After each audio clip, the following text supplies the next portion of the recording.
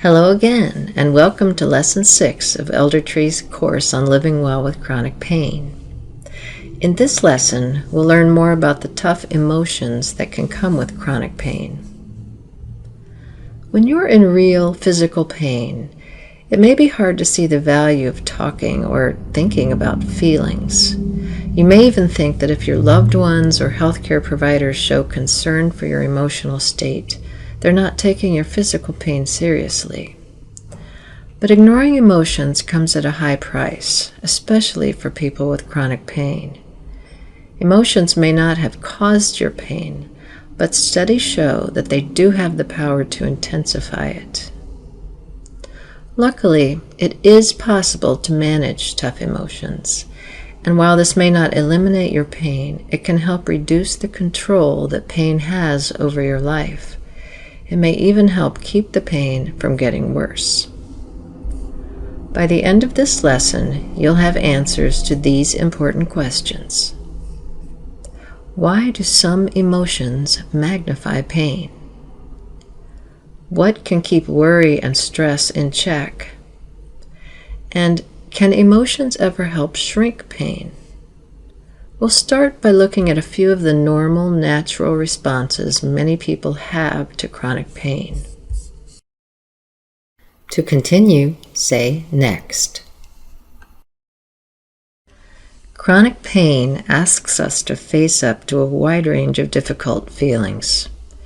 If you've had to change or stop work sooner than you planned, if your relationships with others have suffered, or if you can no longer do some of the things you enjoy, you may feel a great sense of loss or grief. If you've tried lots of treatments for pain without much success, or if it seems as if no one truly understands your situation, you may feel frustrated or angry. And if you have concerns that your pain will get worse or that it will affect your mobility or independence, you may feel very worried or anxious. The first step in dealing with emotions like these is just recognizing that we have them. This is often harder than it sounds. You may think it's somehow wrong to feel sad, angry, or worried. You may be covering up your feelings to protect loved ones. And if you've grappled with chronic pain for a long time, you may have cycled through so many different emotions that you're unsure exactly what you're feeling, other than pain. But it's important to identify what's going on emotionally so we can respond in a positive way. One way to do this is by noticing the effects that feelings have in your body. Take some time to really tune in to the sensations in your body that may exist alongside any pain. Tears or crying are noticeable signs of grief or sadness.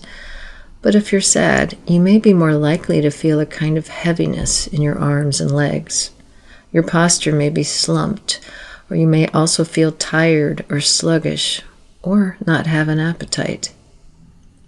If you're feeling angry, annoyed, or frustrated, you may notice that you feel hot. Your heart may beat faster than usual, and your muscles may feel tense, especially in your chest, arms, and hands. When you speak, your voice may be louder or sound more harsh. And if you're worried or anxious, your body may feel restless or shaky. You may be short of breath, feel a tightness in your belly, or have trouble focusing or concentrating. None of these feelings feel good. Because emotions affect us both mentally and physically, they may also trigger other health problems like headaches, backaches, or digestive troubles. And because painful emotions are processed in the same parts of the brain as physical pain, these emotions also have the power to increase your sensitivity to pain and turn up the volume on your pain alarm. Luckily, we can begin to tame tough emotions just by naming them. Simply noticing a feeling and thinking or saying, "I feel angry," "I feel sad," or "I feel worried," helps shift the activity to the frontal parts of your brain, the parts used to regulate emotions and solve problems. Once you've named your emotions, you can call on even more strategies for handling them in a healthy way. When someone we care about is feeling sad or scared or overwhelmed, we usually know what to do: offer comfort and support. But when we're feeling bad ourselves, we often do the opposite. We become self-critical. We may judge ourselves harshly for not being able to snap out of it. We may avoid asking for support because we don't want to seem weak or needy. And then we may feel hurt or angry that no one has noticed or lent a hand. Of course, all this only makes us feel worse. What we need most in moments like these is something called self-kindness or self-compassion. Self-compassion may sound a bit like the self-care we talked about in Lesson 4, and they do have some things in common. Practicing healthy habits like getting enough sleep and eating well can be wonderful acts of self-kindness. But self-kindness is more than that. Self-kindness is the ongoing spirit of being gentle with yourself. It's treating yourself in the same compassionate way you would treat your dearest friend or a small child. It's accepting the way you feel, being aware of your needs, doing what you can to meet them yourself, and yes, asking for help when you really need it. It's also forgiving yourself for not being perfect, because of course no one is. Research shows that chronic pain patients who receive training in self-compassion have less physical pain. They also have fewer worst-case thoughts about their pain, as well as less anger, disappointment, and frustration with their pain. So how can you begin treating yourself with more kindness? Dr. Kristin Neff, a research psychologist who has studied self-compassion, says these 3 steps are key. First, slow down and notice how you're feeling. When you're in physical or emotional pain, find a simple and factual way to acknowledge it to yourself. I'm really frustrated. I feel sad right now. Or, this is painful. Treat yourself with tenderness. Gently lay your hands over your heart, or just wrap your arms around yourself and give a little squeeze. Comforting gestures like these can prompt the brain to release a caregiving chemical called oxytocin. Second, remember that even when it feels that way, you are not alone, and what you're going through is being shared with countless others. At some time in their lives, everyone will struggle with sadness, worry, anger, loss, and pain. And right in this moment, literally millions of people around the world are experiencing some sort of pain too. You're not alone, and what you're feeling is part of what it is to be human. Third, ask yourself, how can I help myself right now? Do I need some distraction or comfort? Do I need to rest or to move? Do I need to ask for support from someone? This spirit of self-kindness not only allows us to get through difficult times, it makes us more able to share compassion with others, and that feels good too. When someone we care about is feeling sad or scared or overwhelmed, we usually know what to do: offer comfort and support. But when we're feeling bad ourselves, we often do the opposite. We become self-critical. We may judge ourselves harshly for not being able to snap out of it. We may avoid asking for support because we don't want to seem weak or needy. And then we may feel hurt or angry that no one has noticed or lent a hand. Of course, all this only makes us feel worse. What we need most in moments like these is something called self-kindness or self-compassion. Self-compassion may sound a bit like the self-care we talked about in Lesson 4, and they do have some things in common. Practicing healthy habits like getting enough sleep and eating well can be wonderful acts of self-kindness. But self-kindness is more than that. Self-kindness is the ongoing spirit of being gentle with yourself. It's treating yourself in the same compassionate way you would treat your dearest friend or a small child. It's accepting the way you feel, being aware of your needs, doing what you can to meet them yourself, and yes, asking for help when you really need it. It's also forgiving yourself for not being perfect, because of course no one is. Research shows that chronic pain patients who receive training in self-compassion have less physical pain. They also have fewer worst-case thoughts about their pain, as well as less anger, disappointment, and frustration with their pain. So how can you begin treating yourself with more kindness? Dr. Kristin Neff, a research psychologist who has studied self-compassion, says these 3 steps are key. First, slow down and notice how you're feeling. When you're in physical or emotional pain, find a simple and factual way to acknowledge it to yourself. I'm really frustrated. I feel sad right now. Or, this is painful. Treat yourself with tenderness. Gently lay your hands over your heart, or just wrap your arms around yourself and give a little squeeze. Comforting gestures like these can prompt the brain to release a caregiving chemical called oxytocin. Second, remember that even when it feels that way, you are not alone, and what you're going through is being shared with countless others. At some time in their lives, everyone will struggle with sadness, worry, anger, loss, and pain. And right in this moment, literally millions of people around the world are experiencing some sort of pain too. You're not alone, and what you're feeling is part of what it is to be human. Third, ask yourself, how can I help myself right now? Do I need some distraction or comfort? Do I need to rest or to move? Do I need to ask for support from someone? This spirit of self-kindness not only allows us to get through difficult times, it makes us more able to share compassion with others, and that feels good too. Let's review what you've learned so far with a short quiz. Question 1.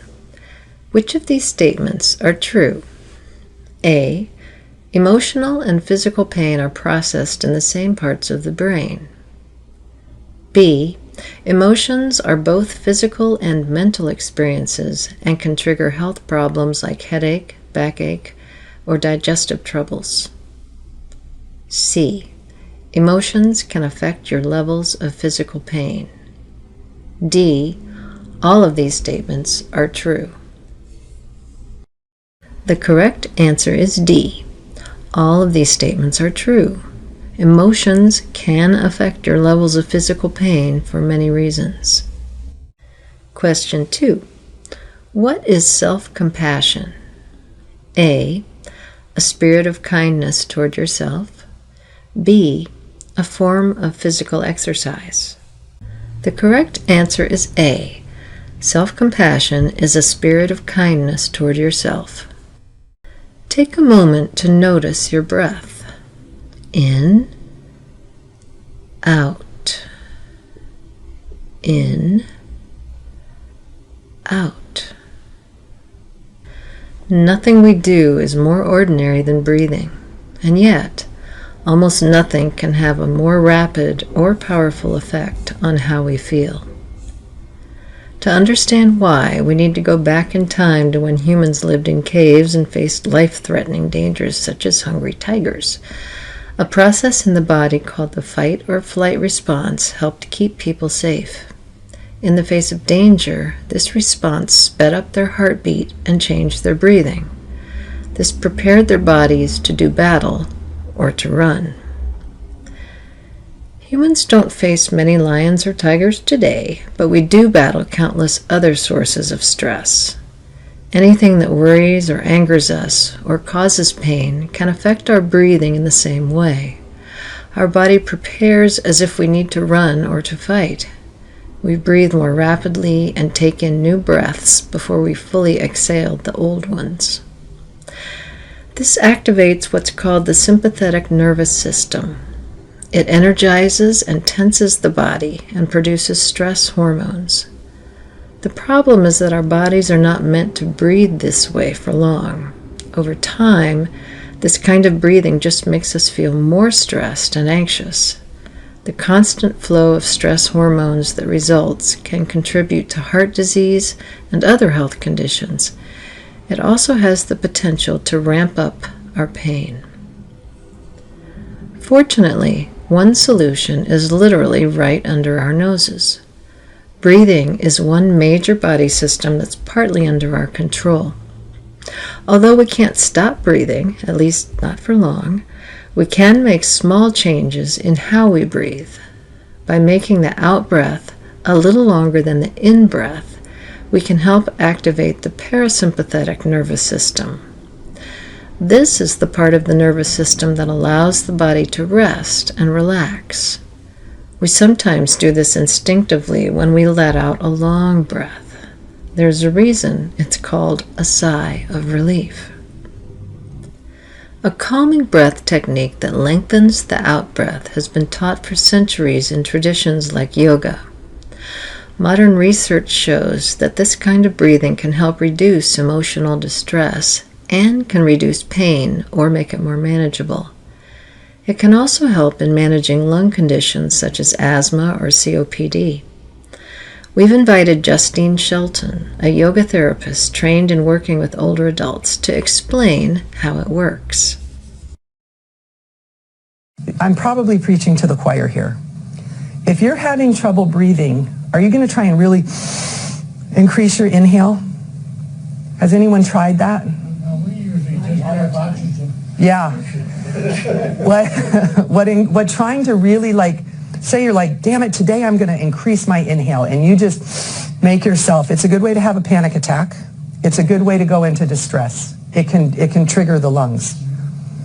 The best way to strengthen the lungs, regardless of if your issue is inhale or exhale, because some people have trouble with one or the other, lengthening the exhale. That strengthens the alveoli sacs, and that will help everyone. And by doing that, I was lucky. I had a teacher who grew up in India and developed COPD at a very young age. So he lives here now, but he made it his life's mission to work with people with lung issues. And I happened to end up in a classroom with him. And he's very passionate about it. And to know someone who's walked that, who can say from experience, I trust everything he tells me, because he's walked that path. And what he calls it, to just simplify it, smell the rose, flicker the candle. So not like it's your birthday and you're trying to blow it out, but you're just trying to flicker the candle through pursed lips to elongate the exhale. And as you do that, pulling in the belly will help compress the abdomen and help push the air out a little bit more. So let's try that for a few rounds where we're gonna pretend we have, this is a beautiful flower. You're gonna inhale and smell the flower, and then flicker the candle through pursed lips.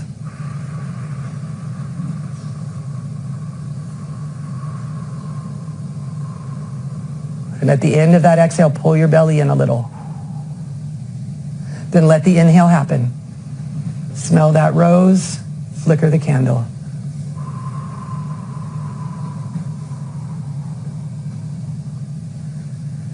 Can you sense that? That even, I feel a little calmed down from that.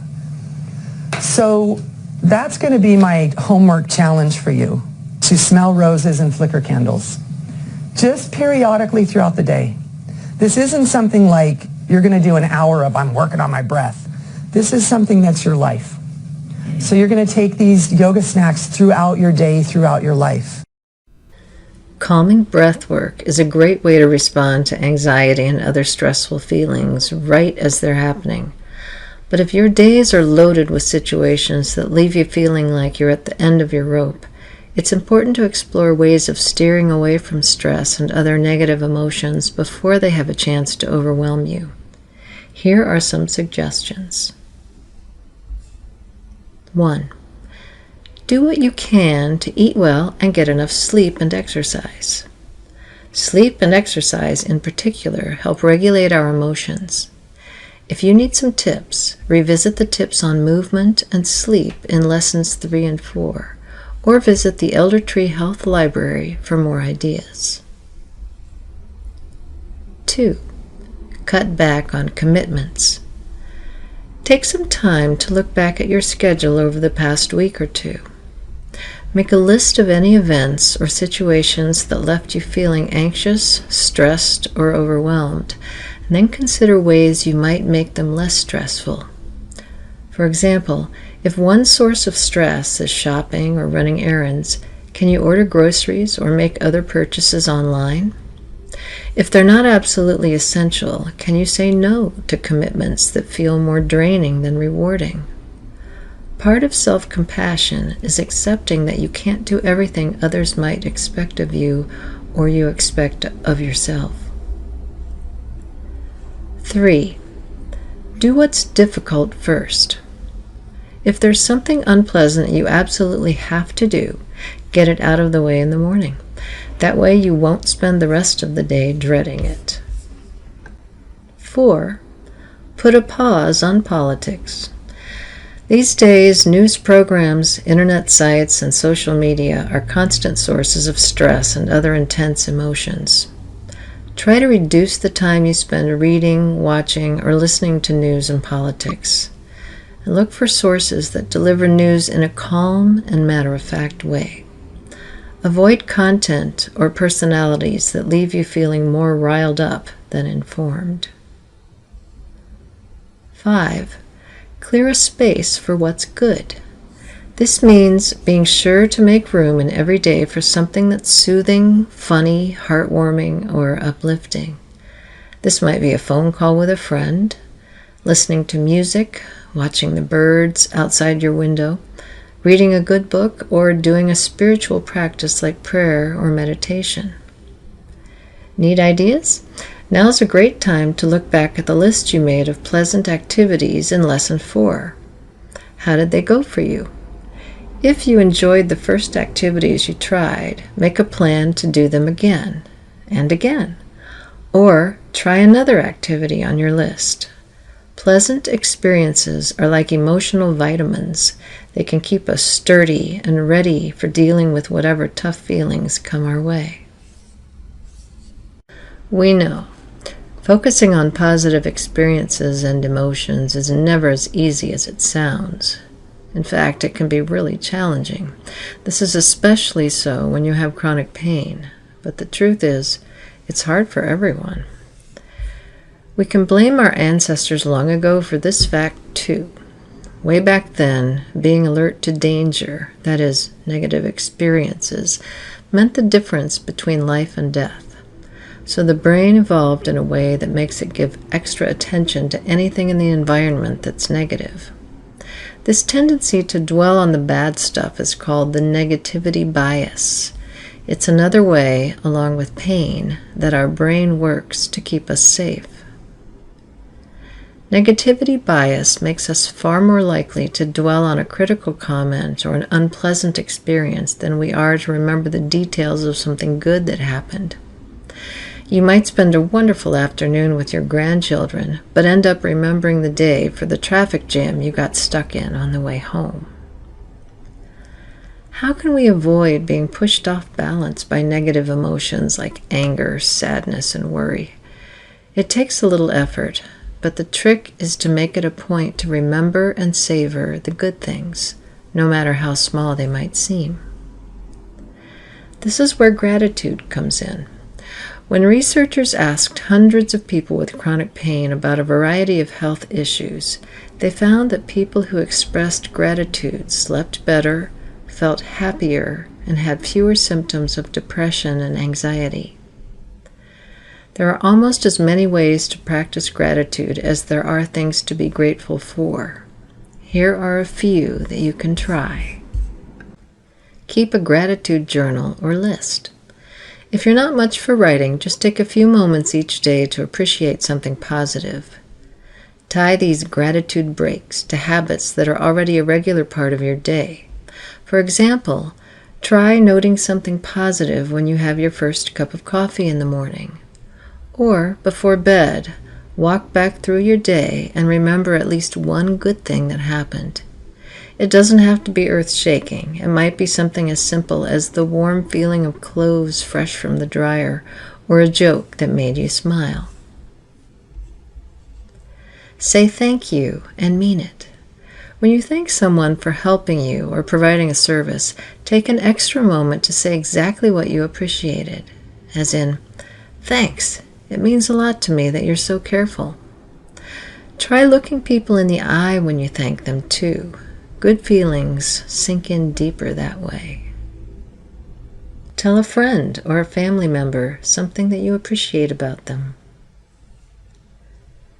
Practice gratitude meditation or prayer.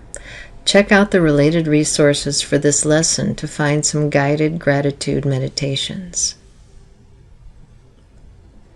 The next time you enjoy a nice meal, send a mental thank you to the world full of people who made it possible. Farm workers, truck drivers, grocery store clerks, the factory workers who made your plates, and of course, the person who cooked the meal. Yes, even if that person is you. The list of people who make our lives possible is endless and extends in every direction. If someone is kind to you, find a way to pay it forward to someone else and encourage them to do the same. The beauty of gratitude is that it feels even better to give than it does to get. Let's pause again to review what you've learned. Question 1. Which statement is true? A. The brain is much better at remembering bad experiences than good ones. It takes a lot of positive thoughts to override a negative one. B. The brain is better at remembering good experiences. Our negative thoughts do not affect us nearly as much. The correct answer is A. Our brains hold on to negative thoughts and experiences much more readily than they do positive ones. Question 2. How does breathing change when we're under stress? A. It gets slower and deeper. B. It gets more rapid and shallow.